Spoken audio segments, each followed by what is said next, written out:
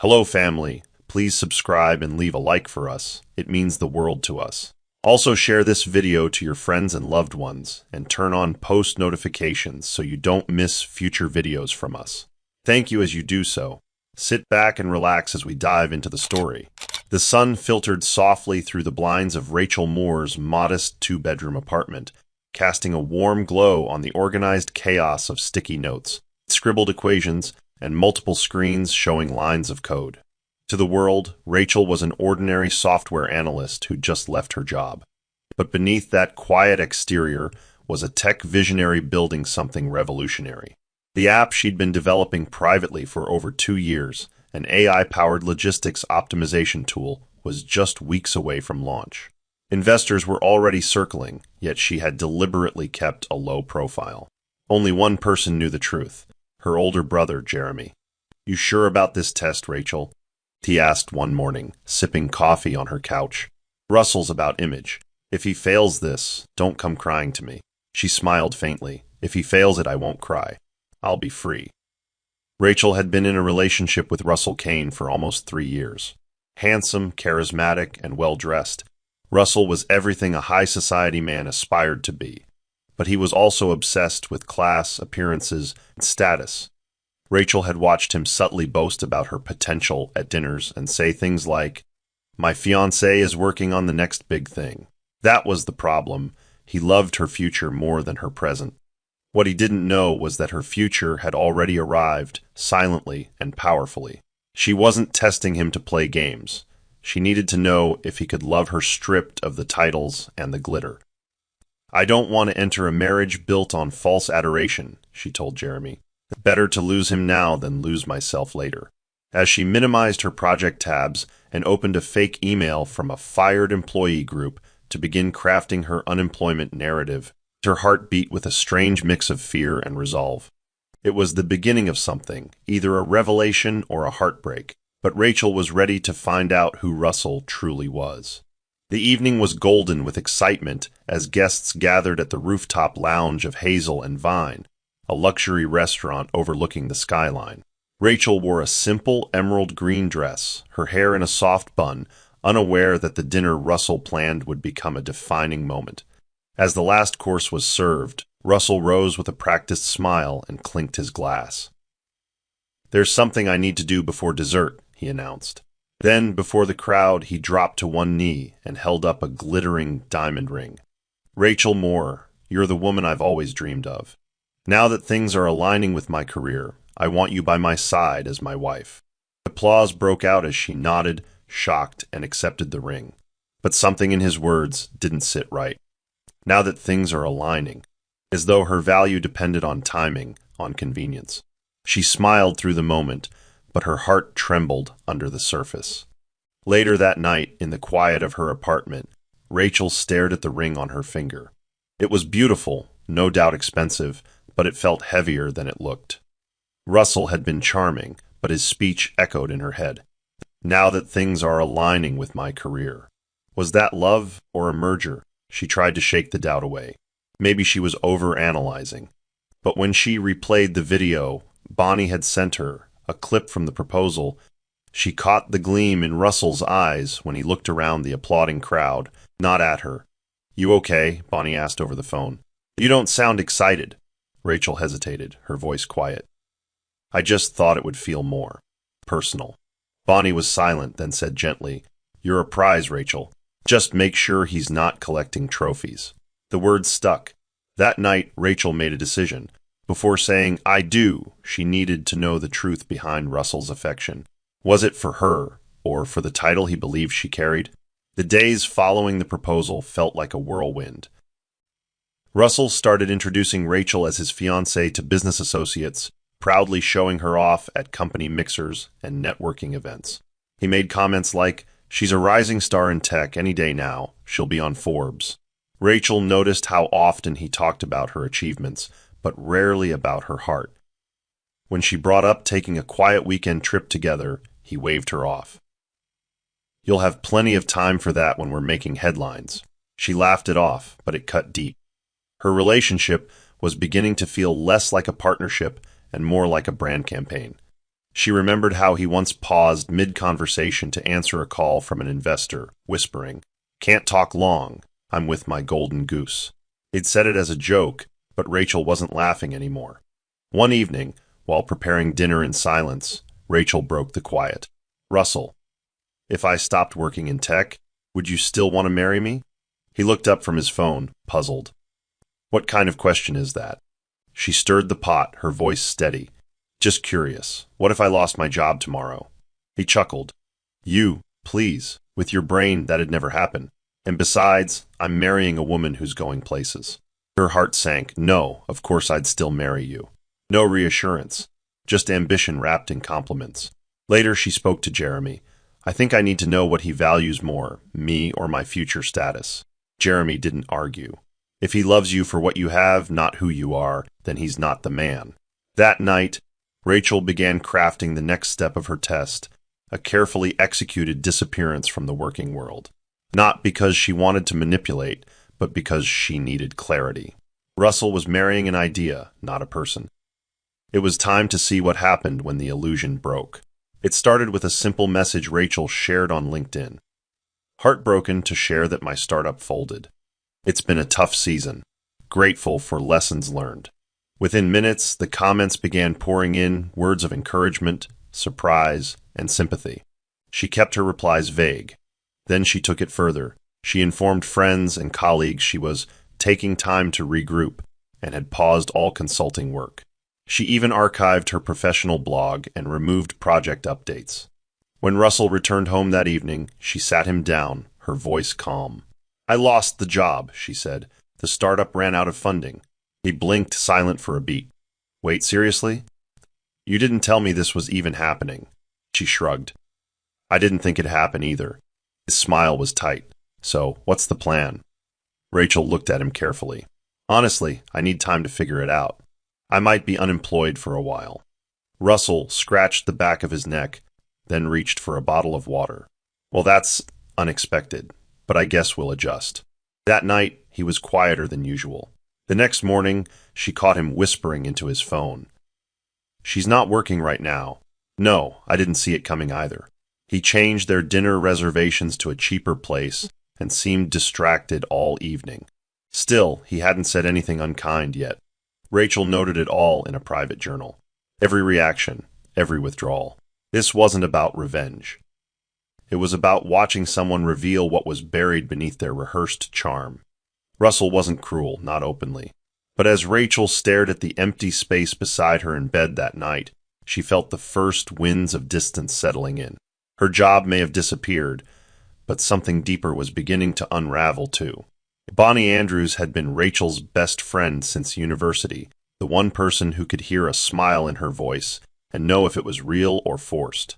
So, when Rachel called to catch up over tea, Bonnie showed up knowing there was more beneath the surface. They sat on Rachel's balcony, sipping from mismatched mugs, the city buzzing faintly below them. "So, how's Mr. CEO treating you now that you're on pause professionally?" Bonnie asked gently, watching Rachel's expression. Rachel tried to shrug. "He's adjusting, I guess, a bit quiet lately. Nothing dramatic." But Bonnie wasn't convinced. "Ratch, I know that tone. What's he not saying?" Rachel hesitated, then exhaled. "He's not cruel, just different. It's like something switched off. Like the moment I stopped being a rising star, I became background noise." Bonnie leaned forward, her voice low. "And you're okay with that?" Rachel looked away. "I don't know yet. That's why I'm doing this. I need to know what's real before I tie myself to it forever." Bonnie nodded slowly. "You always said love should be unconditional. So, if he's only present when you shine, then he's not in love. He's in business." Rachel bit her lip, the truth landing heavy. "Part of me hoped he'd prove me wrong, you know?" Bonnie reached over and squeezed her hand. "You deserve someone who claps for you when the crowd goes quiet. Who sees your worth when the lights are out?" Rachel's eyes misted, but she blinked them away. She hadn't cried yet, not even when Russell's silence began to sting, but Bonnie's words cracked something open. The test had begun, but she now feared she might already know the result. The shift wasn't loud, it was quiet and calculated. Russell didn't openly criticize Rachel, but his words carried new edges. One afternoon, as she joined him in the car after running errands, he glanced at the groceries and muttered, "Still buying off-brand stuff? Thought you'd at least try to look like you care." Rachel blinked, stunned, but said nothing. Another evening, as she wore a simple floral dress to a friend's dinner, he sighed. "Couldn't you wear something sharper? You used to dress like someone going places." She smiled thinly, hiding the sting. The jabs weren't constant, but they were frequent enough. Like pinpricks, they left invisible bruises. He even once asked, "Why don't you reach out to your brother for some work? At least contribute a little." The Rachel he once admired had been replaced, in his eyes, with someone burdensome. Rachel took note of each comment, each change in tone. He'd stopped holding her hand in public, stopped calling her randomly during the day. She caught him more than once scrolling Instagram, staring at pictures of influencers flaunting luxury lifestyles. When she asked who they were, he shrugged. Just some people making smart moves. Women who know how to brand themselves. The irony was so thick Rachel nearly laughed. He had no idea she was building something far beyond social media. Still, she stayed calm, letting the pieces fall where they may. She wasn't retaliating, only observing. But in private moments, the weight grew heavier. "He's not even pretending anymore," she whispered during a voice note to Bonnie one night. "It's like my worth disappeared the moment my bank account went quiet." She paused, then added, "But I'll see this through. He's showing me everything I need to know, and he doesn't even realize it." There was a time Russell would call Rachel midday just to hear her voice or send her small gifts for no reason at all. Now days would pass without even a "how are you?"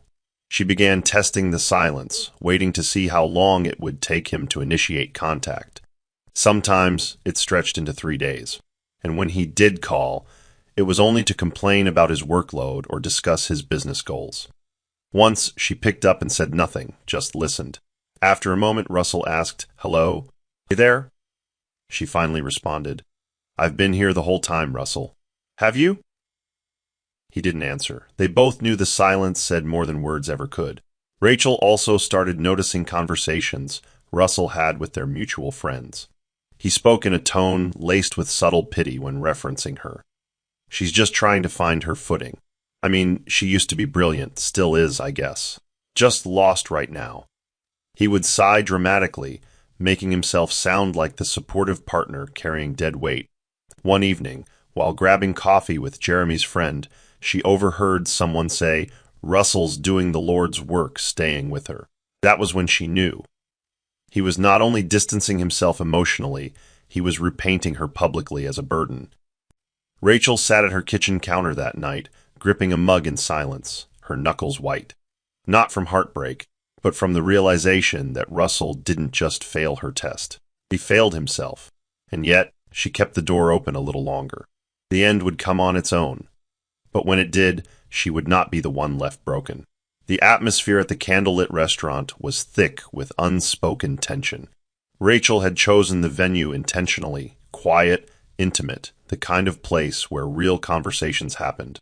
She wore a soft navy blouse and no makeup, choosing authenticity over perfection. Russell, however, arrived 10 minutes late, dressed in a sharp suit and scanning the room as if expecting someone to notice him. As they ordered, Rachel leaned forward. "I've been thinking," she began carefully. "What if I don't go back to tech? What if I want something slower, something less visible?" Russell blinked, then gave a short, incredulous laugh. "Come on, Rachel, that's not funny. You're not the type to settle." She held his gaze. "Who says I'd be settling?" His expression hardened. "Because you're supposed to be exceptional. I didn't fall in love with average." The words sliced through the air like a blade.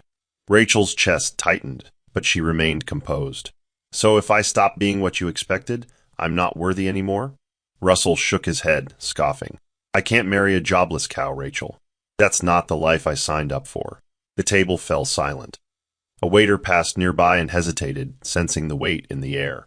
Rachel set her fork down slowly. "Did you just call me a cow?" she asked, voice barely above a whisper. He hesitated, then doubled down. "I meant what I said. I have a future to protect." She stood without another word, her hands trembling, but steady enough to drop her napkin on the plate with grace. Thank you for revealing yourself. I think I've seen enough. She walked out into the cold night air, tears burning in her eyes, not from heartbreak, but from the final confirmation of what she had feared all along. 3 days passed before Russell contacted her again. His tone was clipped, businesslike. I'm coming to get the ring. No apology. No reflection. Just a transaction to close a chapter. Rachel opened the door to her apartment and handed him the small velvet box. He didn't meet her eyes.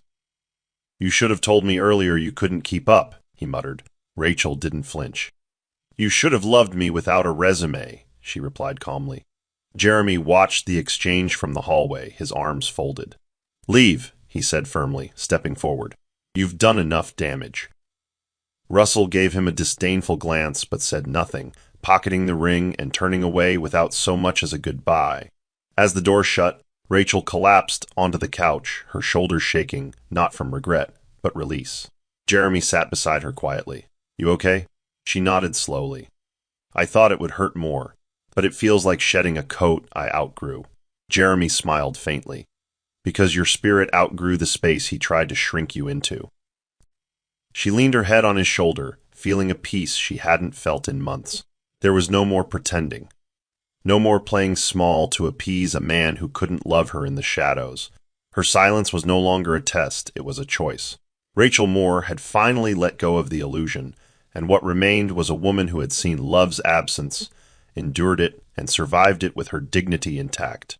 The morning after the engagement ended, Rachel stepped back into her private lab space for the first time in weeks. The hum of the server, the blinking lights, the half-finished code on her screen, it felt like coming home. Her team greeted her with warm smiles, not asking questions. They didn't need to. They knew she'd gone quiet to handle something personal. Rachel dove into the work with renewed clarity. Each click, each algorithm tweak, each redesign of the app's user flow was her therapy. She no longer needed to fake weakness for a test. Now, she was simply reclaiming her space. We're close to the launch, one of her developers said. Investors are pressing for a date. Rachel smiled. Let's give them something worth waiting for. Bonnie dropped by that evening with Chinese takeout and 2 bottles of wine. You haven't said a word about him, she said, handing Rachel chopsticks. Rachel took a bite before replying. Because there's nothing left to say. The silence is louder than any closure he could offer. Bonnie nodded, then glanced at her friend's desk, where sketches for the app were pinned like battle plans. So, what now? Rachel leaned back, her eyes calm but focused. Now I build, not for validation. Not for revenge, just because it's mine. And no one gets to take that from me again. As the city lights blinked outside the window, the quiet between them wasn't heavy. It was healing. The foundation of something new was being laid, brick by painful brick, and Rachel was ready to rise. It was a quiet Saturday morning when Rachel's fingers hovered over her phone, scrolling through social media without intent, until a post caught her attention. A tagged photo from a luxury beach resort, filled with champagne toasts and golden skies, showed Russell arm in arm with a stunning woman in a designer bikini. The caption read, "Power couple vibes only." The woman was Jeanette Blake, a well-known influencer from a wealthy family, famous for her travel content and high-end endorsements. Rachel's breath caught, but not from jealousy, rather from realization. So he didn't waste time. She clicked through more photos, each one screaming curated perfection, her former fiancé now parading himself beside someone whose lifestyle matched his thirst for optics. Rachel sat still, processing it not as heartbreak, but confirmation. He had moved on to someone he didn't need to pretend with. Jeremy arrived minutes later to drop off prototype files, but the look on Rachel's face stopped him. She turned her screen toward him silently. "Wow," he muttered. "Didn't even wait for your side of the bed to go cold." Rachel shook her head, a bitter smile forming. He replaced me with a hashtag. Jeremy tossed his keys on the counter. He upgraded his image, not his heart. Let them play pretend. You're not part of that game anymore. Rachel stood up, stretching her back. It just shows me how deep his deception ran. He was never trying to build anything real. I was just a placeholder until someone shinier came along. She closed the app and placed her phone face down. Let him have the spotlight. I'm building a legacy, not an illusion. Jeremy couldn't sleep that night.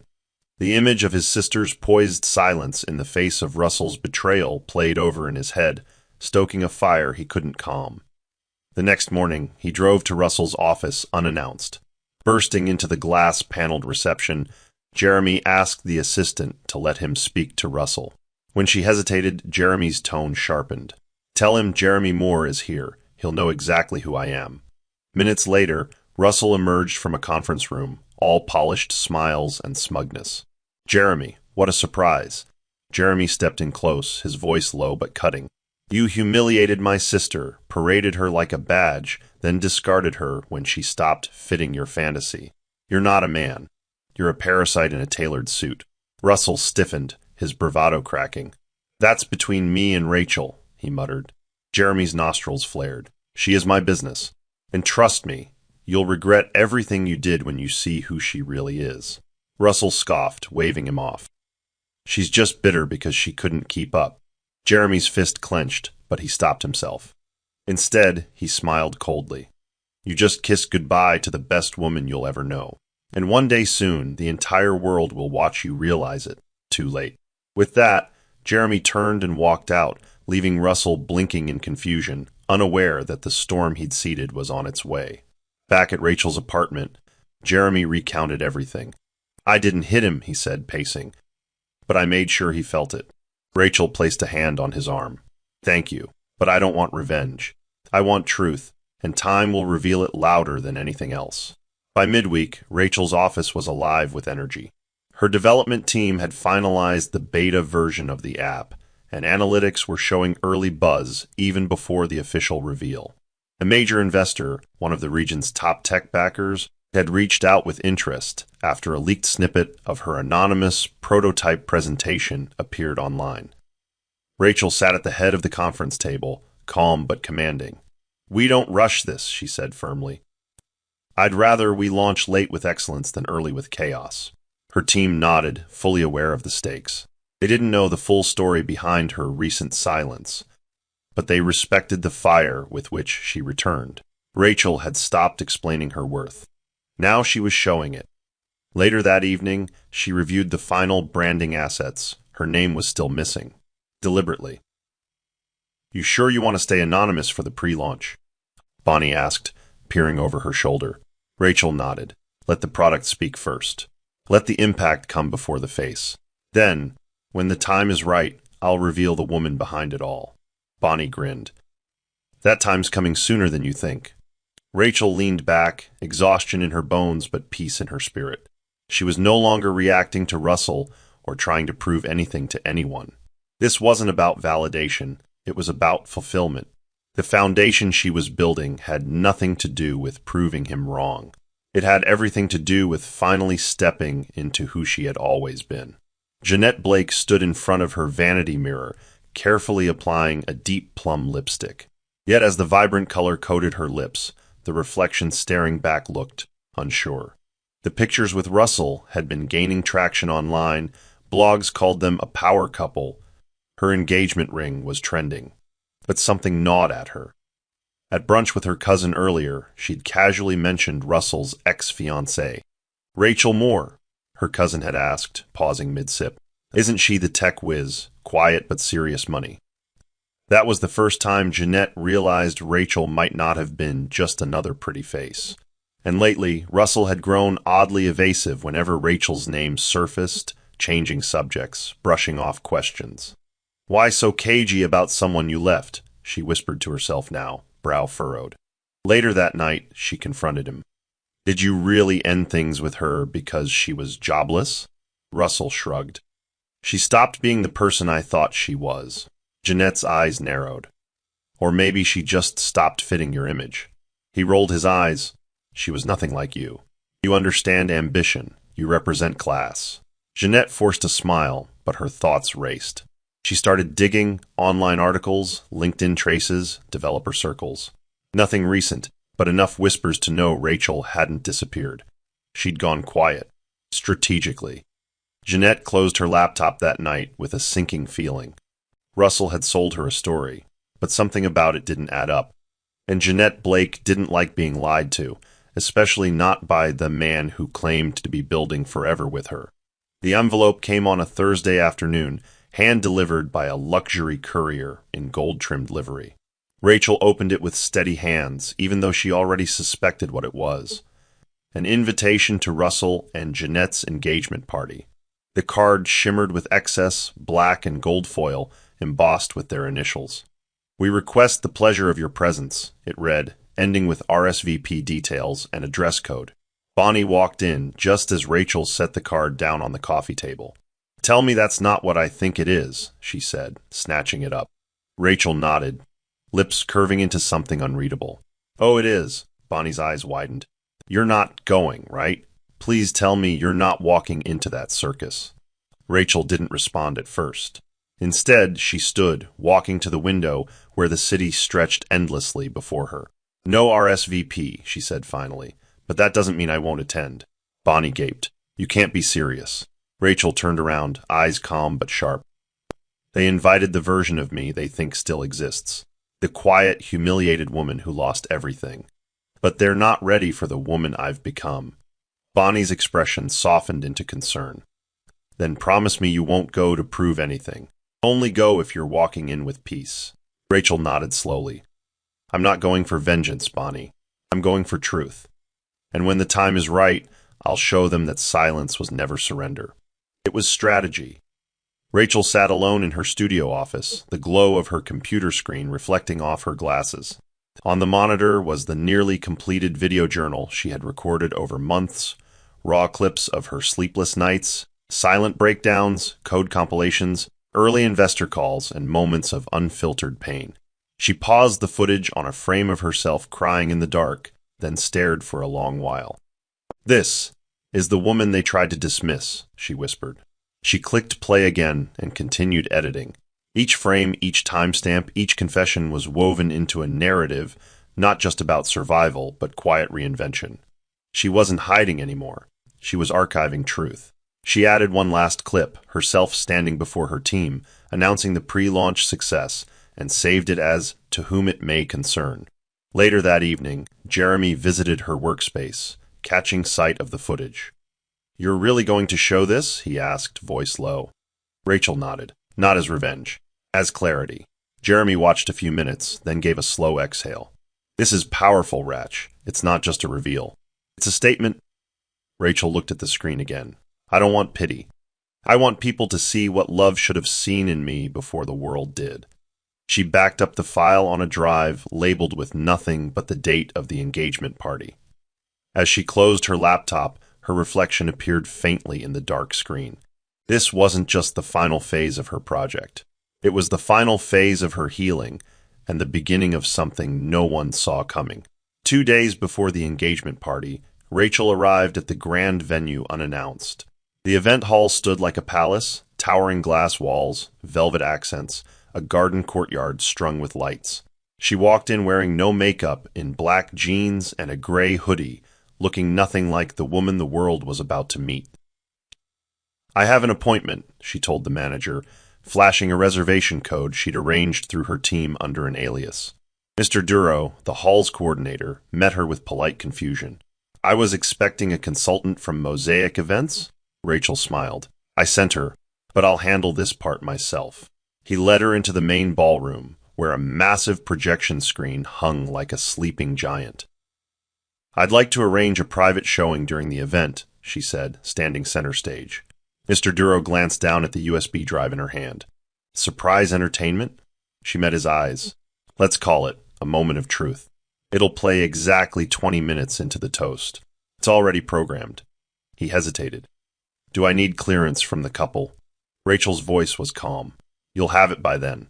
He nodded reluctantly. As she walked out of the venue, Rachel's heartbeat remained steady. The battlefield was set. She didn't come with swords, but with a story that could silence any room. For the first time, she wasn't afraid of being seen. She was ready to be understood. The morning of the party, Rachel woke up to a flood of messages. Her anonymous startup profile had been tagged in a viral tech article. She built the app that could change African logistics forever. Though her name wasn't mentioned directly, those who had followed her quietly over the years recognized her signature coding style and business model. Within hours, hashtags formed, "Who is she?" and "Founder Unmasked" began trending. Screenshots of old comments from Russell began resurfacing too, where he had dismissed Rachel's ambitions publicly. Jeremy barged into her apartment mid-afternoon. "You're blowing up. Do you want me to get ahead of it?" She looked up from her laptop. "No. Let it build. They're connecting dots on their own." Meanwhile, across the city, Russell sat with Jeanette during their final event briefing. She scrolled through her feed and froze. "Russell!" she said slowly, turning her screen to him. "This is Rachel, isn't it?" His face drained of color. "It can't be. There's no way." Jeanette's voice was sharp.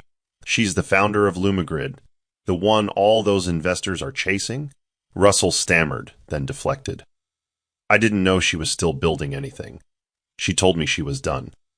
Jeanette's expression was unreadable. "You left her because she had nothing. Turns out she had more than both of us combined." The silence between them became heavy. For the first time, Russell looked like a man without a script. And Jeanette, she just kept scrolling, each new headline feeling like a slap in the face. Russell paced the living room of his apartment later that evening, his hands trembling as he stared at his phone. Notifications kept popping up, tagged posts, speculative comments, private messages from business colleagues asking, "Wasn't this your ex?" His carefully curated narrative was crumbling before his eyes. He dialed Rachel's number on impulse. It rang once, twice, then voicemail. "Rachel, it's me. I saw what's going on. Call me when you can, okay?" But even he didn't believe his voice sounded sincere. Across the room, Jeanette poured herself a glass of wine and leaned against the wall, arms crossed. "You lied," she said coolly. "You didn't just leave her because she lost her job. You left her because you thought she had no future. But now the whole world is finding out she was just getting started." Russell turned toward her. "Jeanette, it wasn't like that. She didn't tell me. She was hiding things too."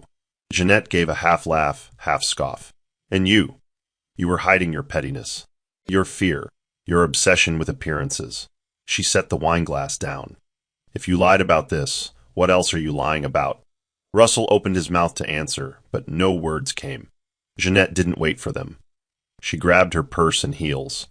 "I'm going to the party. You'd better pray she doesn't show up. Because if she does, and I see what I think I'm going to see, you and I are done." She walked out, her heels clicking like thunder on polished floors. Alone in the quiet, Russell slumped onto the couch, phone still glowing with Rachel's silent triumph. For the first time, he realized the truth. He had underestimated a woman who could build empires in silence, and now she was speaking. Rachel stood in front of her mirror that evening, not for vanity, but to remind herself of who she had become. Her gown was sleek but simple, a deep burgundy satin with long sleeves that shimmered only when light kissed it. Her hair was pulled into a low puff, natural and soft. No flashy jewelry, no dramatic makeup. She didn't want to impress. She wanted to arrive with the kind of grace that couldn't be ignored. Bonnie peeked through the bedroom door, eyes widening. "You look like power dressed as peace," she whispered. Rachel gave a quiet smile. "That's exactly what I was going for." Jeremy honked outside as their ride waited. Tonight wasn't about revenge, it was about reflection. And Rachel was ready to let her silence speak. On the way to the event, Rachel sat between Bonnie and Jeremy in the back seat of the black SUV. The city lights blurred past the tinted windows. Bonnie fiddled with her phone nervously. "You sure about this?" she asked again. Rachel nodded. "There's nothing left to prove.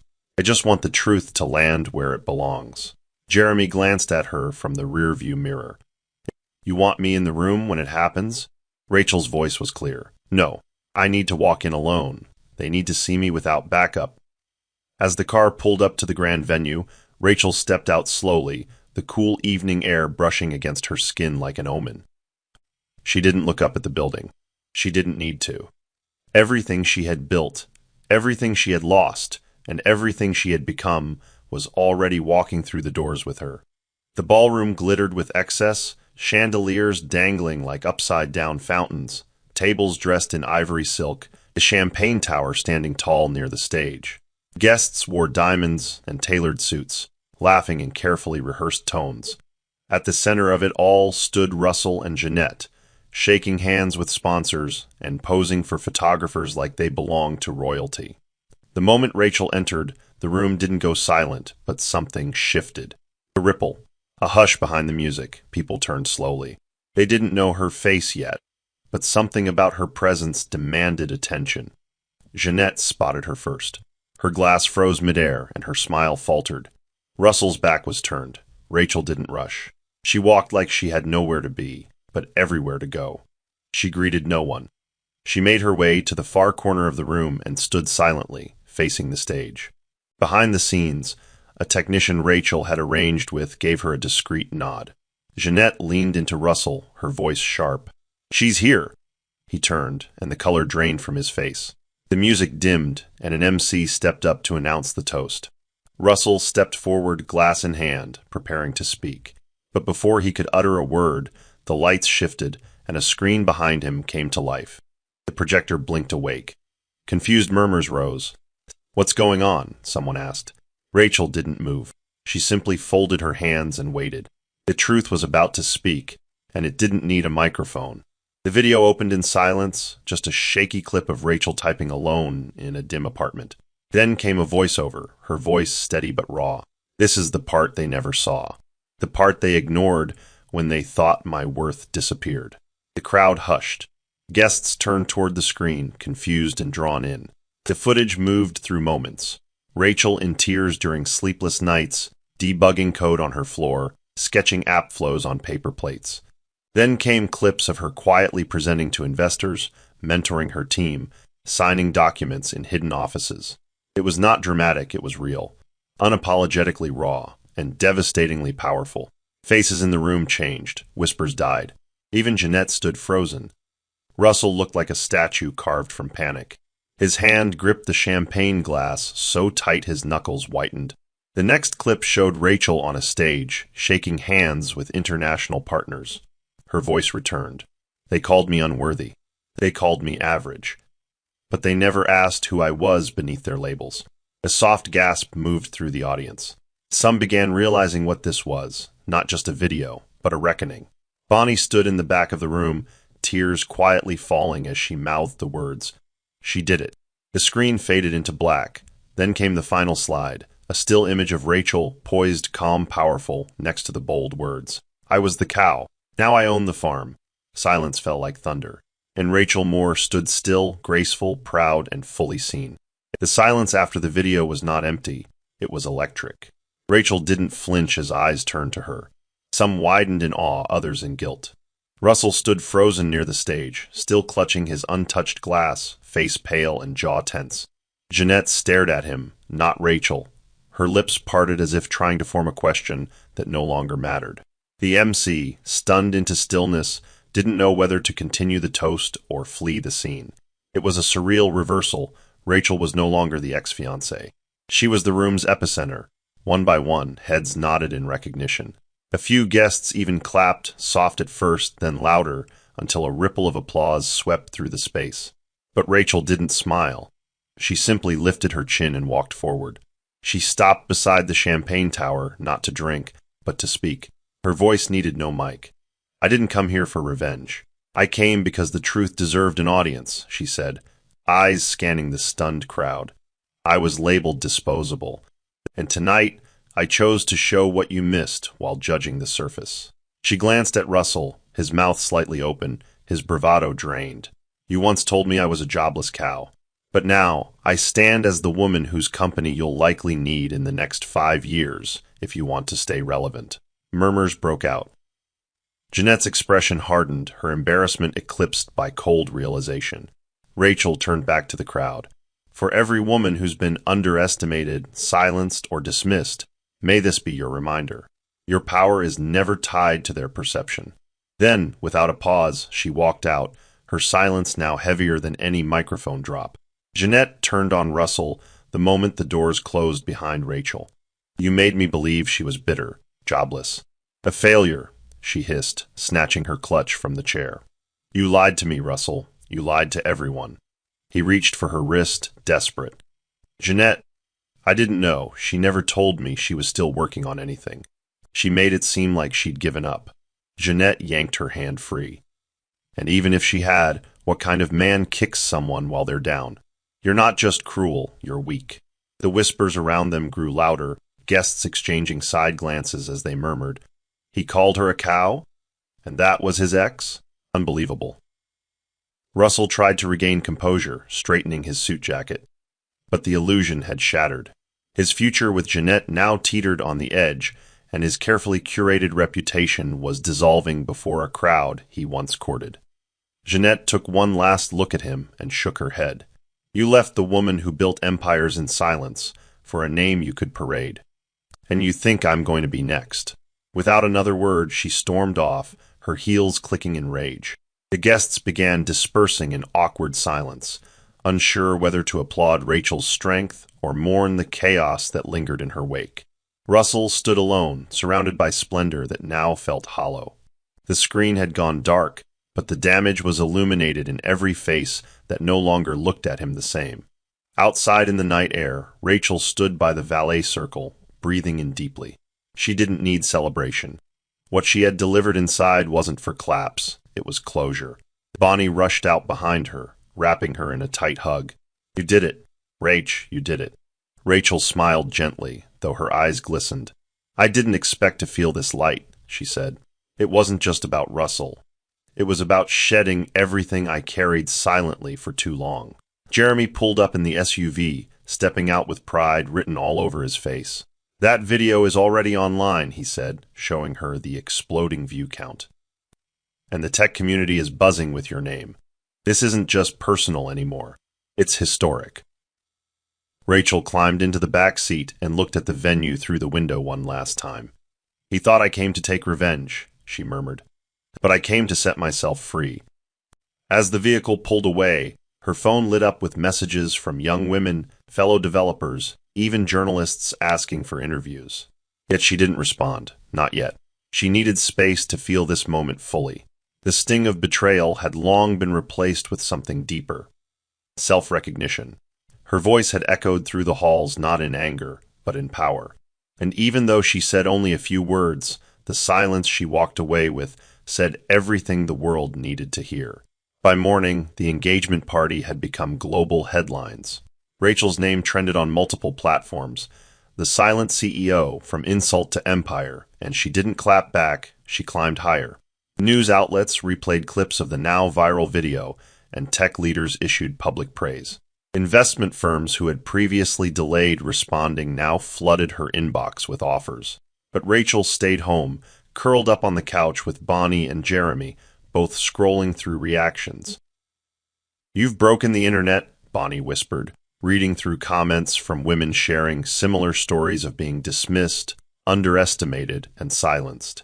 Rachel leaned into the moment, letting it wash over her, not as vindication, but as a collective awakening. "It's not just about me anymore," she murmured.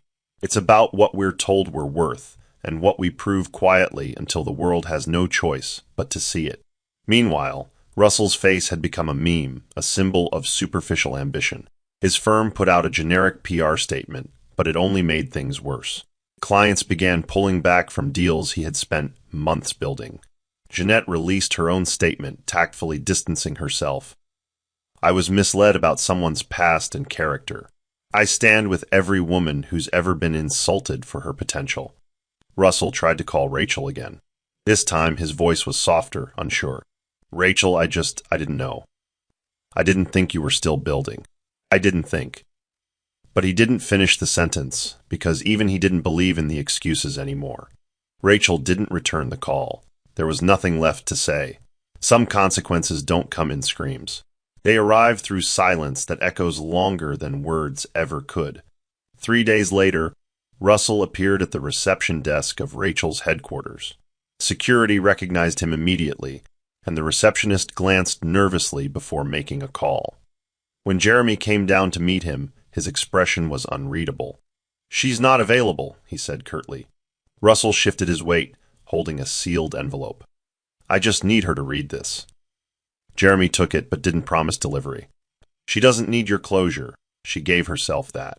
But I'll pass it along." Back upstairs, Rachel accepted the letter quietly. It was handwritten, no flourish. Just his slanted penmanship.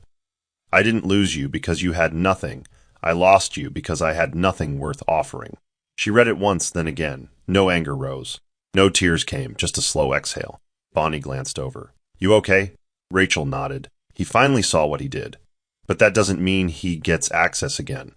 She walked to her desk, pulled out a cream envelope, and scribbled a reply. Some truths come too late. We've both learned who we are, just not together. She handed it to Jeremy with a quiet, thank you.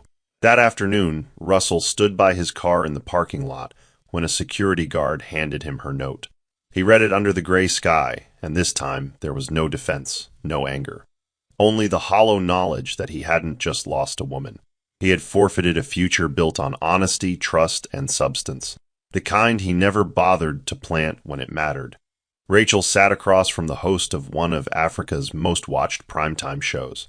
The studio lights cast a soft glow on her face, but her voice was firm and clear. I didn't plan to go public like that, she said. But I realized my silence was no longer serving me. It was protecting people who never protected me. The interviewer nodded, visibly moved.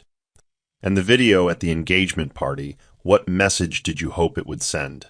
Rachel took a breath, then spoke with conviction. That strength is not always loud. That women who appear broken are often just preparing for the next chapter.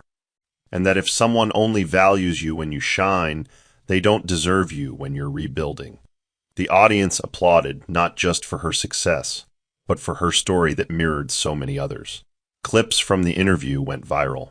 Hashtags transformed into movements.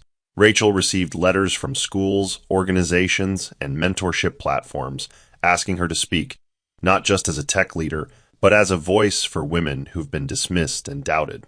You turned pain into purpose, one message read. That evening, back at home, she sat with a cup of tea and opened a folder of old project notes. They were scribbled during nights she cried alone on the floor, believing she was starting over. Now she looked at them like maps that had guided her to herself. She folded one gently and placed it in a frame, not as a reminder of struggle, but as evidence of what it looked like to rise when no one was watching. Several weeks had passed since the storm settled. Rachel's name now graced magazine covers and keynote lineups, yet she remained unchanged in her core. One evening, at a tech policy forum hosted by Jeremy's firm, she found herself seated beside someone familiar, Nathan Okafor, an old friend from university who now worked in sustainable finance. They shared laughter over a panelist's awkward joke, and afterward, he walked her to her car. I almost didn't recognize you, Nathan said, smiling. But then again, you're exactly the woman I always believed you'd become. Rachel glanced at him, warmth flickering in her eyes. You always saw more than most, she replied, even when I didn't see it myself. Over the next few weeks, Nathan became a gentle presence in her life. He didn't ask about her past or her fame. He asked about her quiet moments, her dreams outside the office, the books she hadn't had time to read. With him, there were no masks, just shared honesty and space to breathe. One evening on her balcony, wrapped in a light scarf as the wind whispered through the trees, she turned to him and said softly, "You make peace feel like something I can keep." Nathan looked at her, his gaze steady, "Because I'm not building with your title. I'm building with your truth." She smiled, not out of awe, but because this time she knew what it meant to be loved for nothing but who she was. It wasn't about redemption. It was about finally choosing what chose her back. The grand ballroom was packed once more, but this time for the Global Innovation Summit. Rachel stood backstage in a tailored navy jumpsuit, her hair in a free afro, the gold pin of her startup shining subtly at her collar. When her name was called as the youngest recipient of the Legacy Leader Award, the applause felt deeper than prestige. It felt earned. She stepped onto the stage, holding the glass award, and gazed out at the room. "They called me a dreamer," she began. Then they tried to crush the dream. What they didn't realize was, I didn't just survive. I rebuilt better. The audience rose in ovation, a moment filled with pride, not pity. Among the crowd, seated at the very back near the exit, was Russell. Dressed in plain clothes, he clapped slowly, alone, unnoticed. His world had shrunk while hers had expanded. He watched her shine in a way he never supported, and every word she spoke echoed with the lesson he never learned. Value isn't something you wait to see. It's something you honor before it blooms. As Rachel exited the stage, she paused in the hallway, letting the air settle around her. Bonnie approached, grinning. That felt like the finale of something. Rachel looked ahead, eyes bright. "No," she said, "that was just my opening scene." And with that, she walked forward, not away from her past, but into a future she authored fully, finally, and freely. Here's the Bible verse. Psalm 118, verse 22.